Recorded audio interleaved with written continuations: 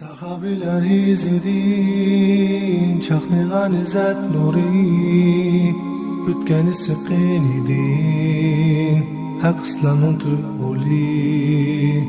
Baş ekmez kafirga, şiddet bilen atselir, Hemze Halit Museb'tek, şir yürek oğlanları. Ebu Hureyre Devsi Peygamber aleyhisselamның sahabeleri içideki meşhur sahabe bolgan Ebu Hureyre hakkında bilsiniz gerek. Özünü musulman sanaydigan kişinin onun namını anlamagan buluşları mümkün mü? İslam kelişten ilgiri kişiler onu Abdüşşems deb çaqıratdı.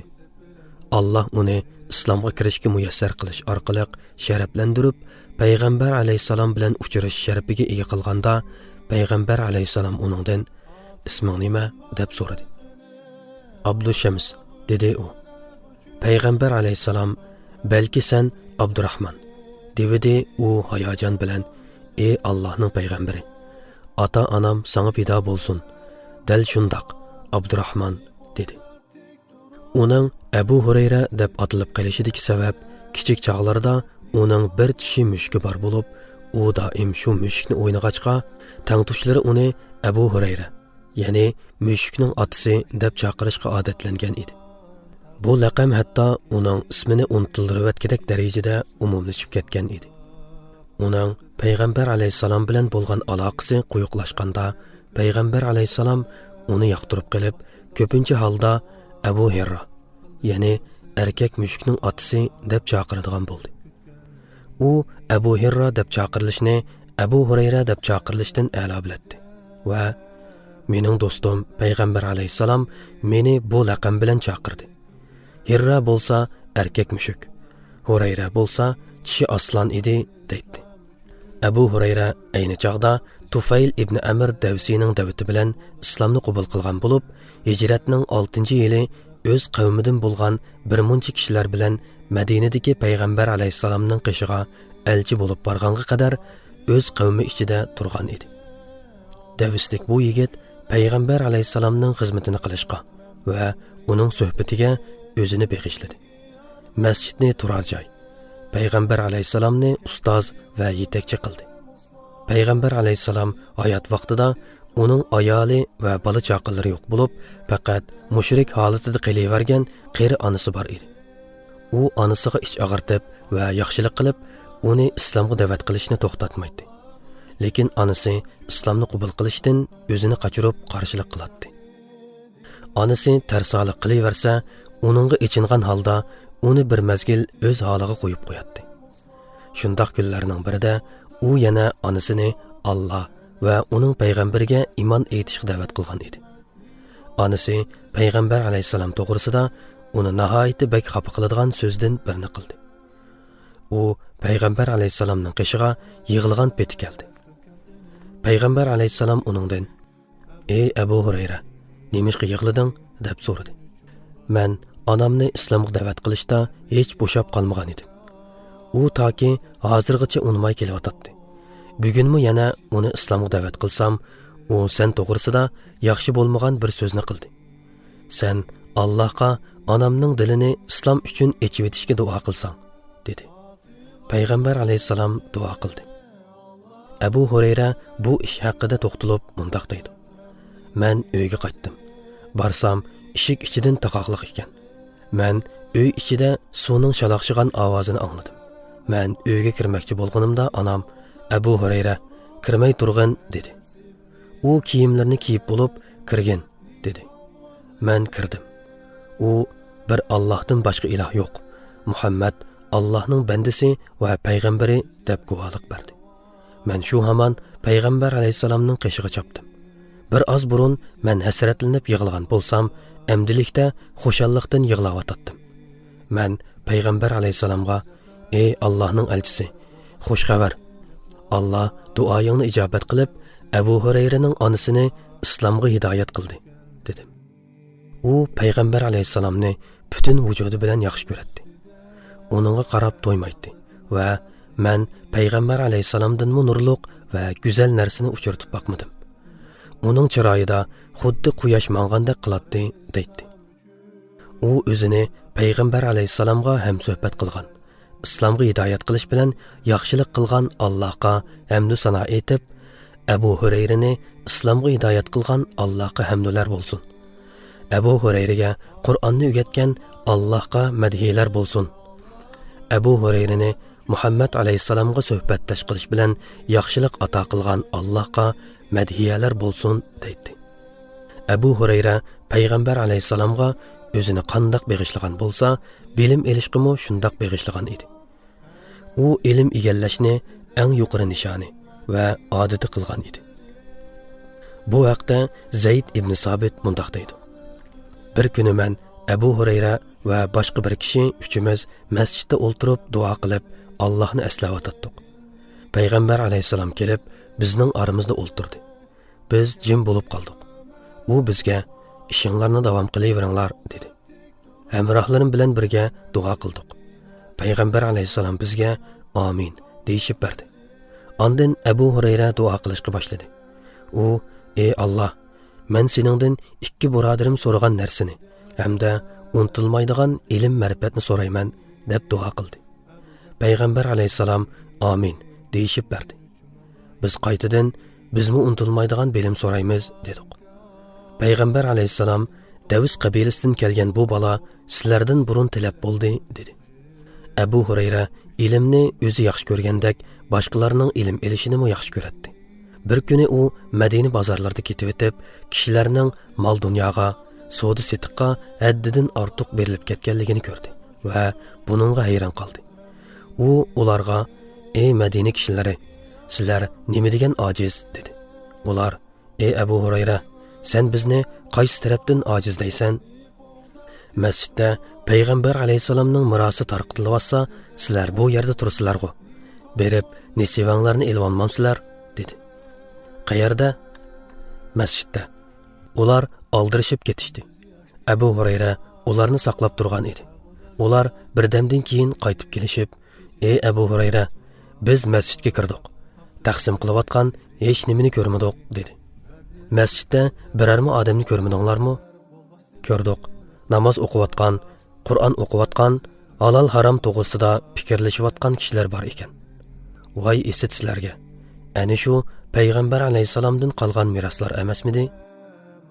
U ilm o'rganish va payg'ambar alayhissalomning so'rovlariga o'zini atib o'tkashga hech kim tortmagan ocharchiliklarni tortgan edi. U o'zi to'g'risida to'xtalib mundaq deydi: "Mening qo'rsqim qattiq echib ketganda payg'ambar alayhissalomning sahobalaridan birasidan Qur'on oyatlarini so'raydim. Amaliyotda so'ragan u oyatni menmi bilatdim. Maqsadim ularning meni uyga elib berib, tomoq berish uchun shunday qildim. Bir kuni mening qo'sqim intayin echib ketdi. Hatto men qo'rsqimga tosh tengib, sahobalar mangadigan yo'l ustida o'ltirdim. Mening qishimdan Abu Bakr o'tdi. Men uningdan Allohning kitobidan bir oyat so'radim. Men uni meni uyga chaqirskan deb so'ragan edim. U meni chaqirmadi. Orqadan Umar keldi. Uningdanmi oyat so'radim. U mu ketib qoldi. Oxirida payg'ambar alayhissalom keldi. U mening och qolganligimni sezdi va: "Ey Abu Hurayra, men xo'sh ey Allohning payg'ambari" deganimcha uningga agashdim. Biz uning uyiga keldik. U uyda bir qacha sut turganligini ko'rib, "Bu sut nereden keldi?" deb so'radi. Uydagilari: "Palonichi sizlarga avatibdi" dedi. Payg'ambar alayhissalom menga qarab: "Ey Abu Hurayra, sen berib supa egallarini chaqirib kelgin" dedi. Supa egallari egi chaqsiz, uy makonsiz holda masjidning supasida yotadigan kishilar edi. Uning buyruqi meni o'sal ahvolga tushirib qo'ydi. Men ichimda bu sut faqat bir qachila tursa, supa kishilarga yetamdi deb o'yladim. Amaliyotda bo'lsa, men ashu sutdan mengishdan burun bir yutum bo'lsa-mu ichib, kuchlanib olishni xohlaydim. Ammo amalsiz yanada chiqib, ularning hammasini chaqirib kirdim. Ular kirib, payg'ambar alayhissalomning oldida o'ltirishdi. Payg'ambar alayhissalom: "Ey Abu Hurayra, u sutni elib ularga bergin" dedi. Men qochini ularga berdim. Ulardan har bir kishi ashu sutdan ichib qandi. Men qochini payg'ambar alayhissalomga sundim. U kulimsirgan holda: "Ikkimiz qopdiq" dedi. Rost aytsan. Qani ichgin. Men ichdim. Yana ichgin dedi. Yana ichdim. U menga ichgin deverdi. Men ichiverdim va oxiri Alloh bilan qasamki, hatto qo'rsqimning hech bir bo'sh yeri qolmadi, dedim. U ondan qo'limdan qochini elib, eshib qolganini ichdi. Bu ishlar bo'lib, oradan uzun o'tmay musulmonlarga mol dunyo yig'ib ketdi. Abu Hurayra mo ayoli va bolasi bor bir oillik odamga aylandi. Lekin bularning hech qaysisi uning pok qalbini o'zgartirmadi. U tanholiqdagi kunlarini unutib qolmadi. U hamisha yetimlikda o'sdim. Miskin holatda hijrat qildim. G'azvonning qizi Busraga tamoqim badiliga yollanib ishlaydim. Kishilar kelsa, ularning xizmatlarida bo'lib, uloqlarga minsa, uloqlarni yetlaydim. Ondan Alloh meni xo'jayinim Busraga o'ylab qo'ydi, deydi. Dinini qonun to'rik qilgan Abu Hurayrani rahbarlik darajasiga ko'targan Allohga madhiyalar bo'lsin. Abu Hurayra mo'l ilm egisi bo'lish bilan qolmay, keng qo'rsoqlik, taqvoliq, farzkorlikdek fazilatlarni mo o'zida mujassamlashtirgan bo'lib, u kunduzlari roza tutsa, kechining 3dan birida turadi. Ondan ayolini uyg'otadi. Ayoli turib qizini uyg'otadi. Kechining qolgan 3dan birida qizi turadi. Demak, uning uyida kechicha ibodat uzilmaydi. U Muaviya tarafidan ko'p qatim Madinaga vali qilib bekitilgan edi. Amal uning keng qo'rsoq, chiqishqoq, oddiy sodda mijozidan hech narsani o'zgartirmadi. U yanala burunqidek jafo mushaqqatlik turmush kechirdi. Bir vali bo'lishi qaramay, yanala bir oddiy puhrodan farqsiz saviyadagi tirikchilik harakati va puhrolar bilan bo'lgan munosabatidagi sodda yaqinligi haqida shundoq bir hikoya bor. Bir qatim u Madinaning ma'lum bir ko'chasida oilasining ehtiyoji uchun o'tin yudib ketayotdi. Uning qishidan Salab ibn Malik o'tuvdi. U uningga: "Ey Malikning o'g'li, valiga yo'lni bo'shatqin", dedi. U chaqda u vali edi. "Alloh sana rahim qilsin. Shuncha keng yo'l sana tar kelyapti. Vali va uning ustidagi yuk uchun yo'lni bo'shatib ber", dedi. Uning bir qora tanlik ayol xizmatchisi bo'lib, u ayol askilik qilib uning oilasini dardga selib qo'ygan edi. Abu Hurayra uni urish uchun qamchisini ko'tarib to'xtab qoldi va qiyomatda qisos bo'lib qolmasa edi, bizga yetkazgan aziyating uchun sanga aziyat qilar edim. Lekin men seni pulni to'liq beradigan biriga sotaman. Men u orqali erishadigan narsaga bakmi muhtoj. Sen Alloh rozilik uchun azod barg'in, dedi. Uning oila hayotining qanchalik oddiy, hashamatdan yiroq bo'lganligi, valilik amali turibmi, oila a'zolarining kiyinish, tarinishda kambag'allardan farqsiz bo'lganligi haqida-mu shundoq hikoya bor. Uning qizi bir kuni: "Ey ota, do'stlarim, otang nemishqa oltin zibi zinnatlar bilan seni yasab qo'ymaydi deyishib, meni zanglik qilishyotidi", degan edi. U: "Ey qizim, siz ularga dadam mening o't bilan jazolanishimdan qo'rqudi dang", dedi. Uning qizini yasinishdan cheklashi hargizmi uning bexillik qilganligidan emas edi. Chunki u Alloh yo'lida mard, keng qo'rsoq odam edi. Bu tarafini shu kechirmishidan ko'rib olg'ili bo'ldi. Bir kuni Marvon ibn Hakim uningga 100 dinar oltinni xizmatkori orqali berdi. Ondan atisi bir odamni avatib: "Xizmatkorim oltinni sana xato yetkazibdi. Aslida men oltinni boshqa biriga bermoqchi edim", deganda Abu Hurayra: "Men uni Alloh yo'lida sadaqa qilayotgan edim.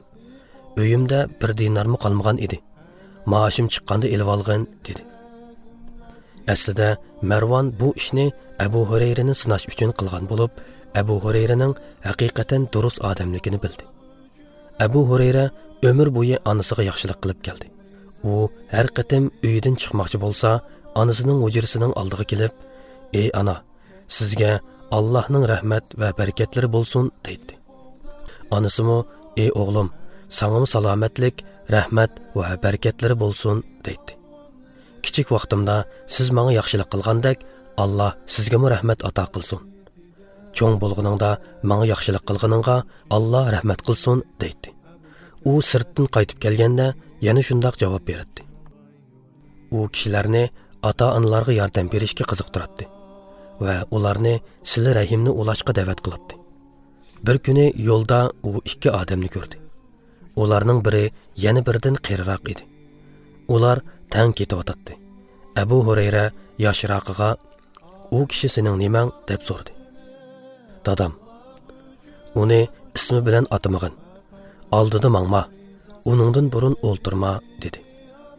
Abu Hurayra sakratga tushganda tuyuqsiz yig'lab ketgan edi. Uningdan "Nimishqa yig'laysan?" deb so'rashdi. "Men sizlarning dunyoyinglar uchun yig'lamadim. Balki safarning yiroq, oziqlikning ozligidan yig'layapman. Men hozir jannat bilan do'zaxga boradigan yo'lning oxirisida turibman. O'zimning qaysida bo'lishimni bilmayman" degan edi. "Alloh sana shifolik bersin" dedi Marvon uni yo'qlab kelib. "Ey Alloh, men sen bilan uchrashishni xohlayman. Senmi men bilan uchrashishni xohlab, tezroq o'zingga uchrashtirsang" dedi Abu Hurayra. Marvon uning uyidan ayrilibla u bu dunyodan xo'shlashdi. Alloh Abu Hurayraga cheksiz rahmat qilsin.